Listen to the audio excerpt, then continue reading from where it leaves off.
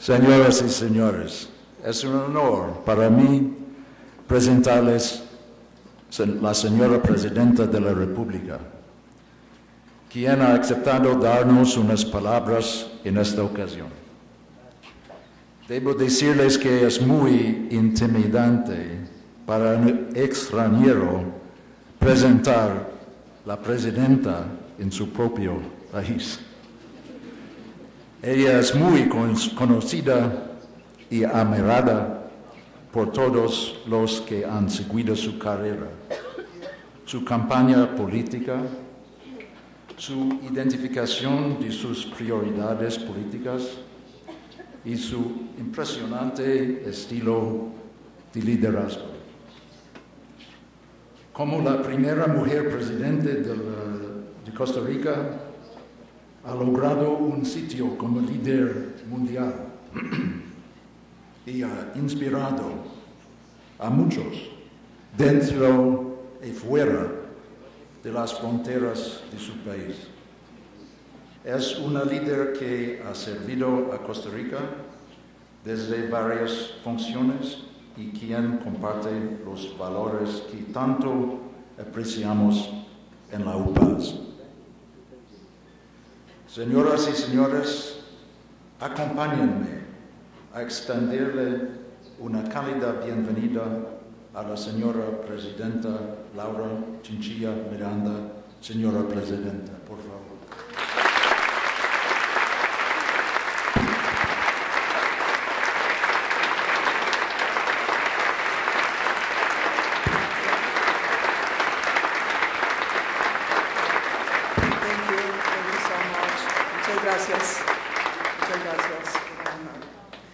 Thank you. I do really thank you. First of all, I will have to express my deeply gratitude for all the beautiful concepts that you students have expressed on your farewells, on my country, on this little, loving, and green land of peace. You will always have the doors of our country open. We hope you have here again in the future. Thank you. I had only wished to have a little time to dance a little calypso with this wonderful group. Mr. John Maresca, Rector of the University for Peace, faculty members, families, esteemed graduates, dear friends. It is such a pleasure for me to share this occasion with the students of the University for Peace, those who are here with us today and those who are not. I was fascinated by the news that of the women and men who have come here to celebrate, many will not be able to attend their own graduation because they are already hard at work. To me, this speaks volumes about the attitude of these young people and the wisdom of the professors who shape their futures. They know that education cannot be contained in a classroom.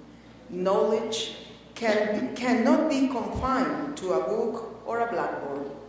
A good student learns by doing, and a great student learns by changing the world. That is the legacy of the graduates of the University for Peace. And we Costa Rican people are so fortunate to have had your influence among us for the past 30 years. The scholars who will cross this stage today have excelled in a variety of fields, from environmental studies to international law. However, I would like to reflect today on one major in particular, peace education. It is the chosen concentration of some of the graduates before me. It is also a vocation that all of you assume when you accept your diploma. It is a calling that those of us who care about the future of this country or any country more take very seriously. Today more than ever before, our peacemakers must be educators, and our educators must be peacemakers. To explain myself, I need only ask that you think about the building where we are gathered today. As I noted just a few weeks ago, when we launched our national consultation on public security on this very spot, this was once our country's most infamous jail. And yet, today, it has been transformed into a place where the boys and girls of Costa Rica come to play, to learn about the world, to love, to have fun. A place where parents can bring their sons and daughters, knowing they will be safe. A place with the mighty walls and turrets of a castle, whose kings and queens are children. We need that kind of environment for all our young people every day of their lives.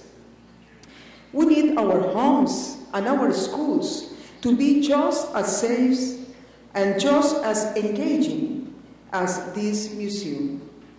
If we want a less violent, more tolerant, and more peaceful world, we can only get there if our children live those values every day.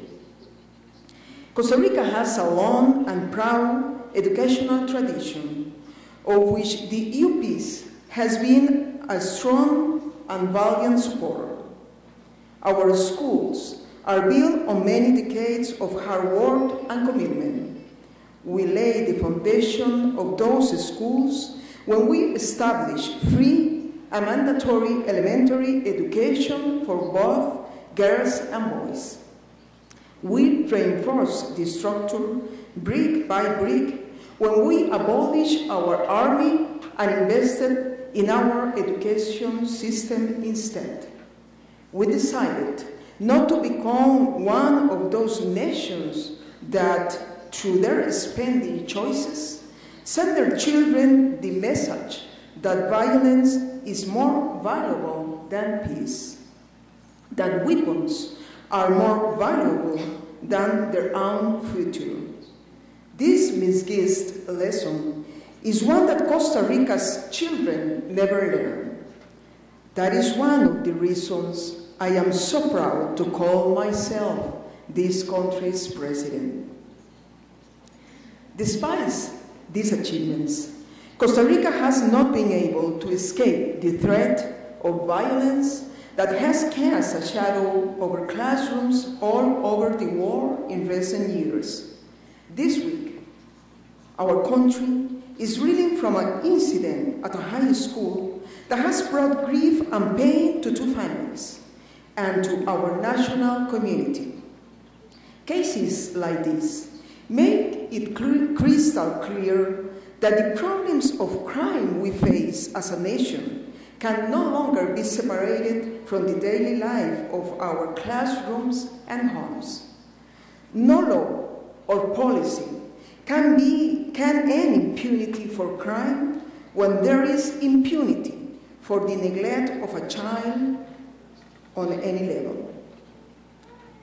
No mano dura can reduce violence when any fist is raised against a child. No amount of barbed wire can separate us from delinquency as long as the invisible barrier of poverty and exclusion keeps any young person from attending school. And no weapon in our hands can protect us as long as we fail to place in our children's hands the tools they need to face their future.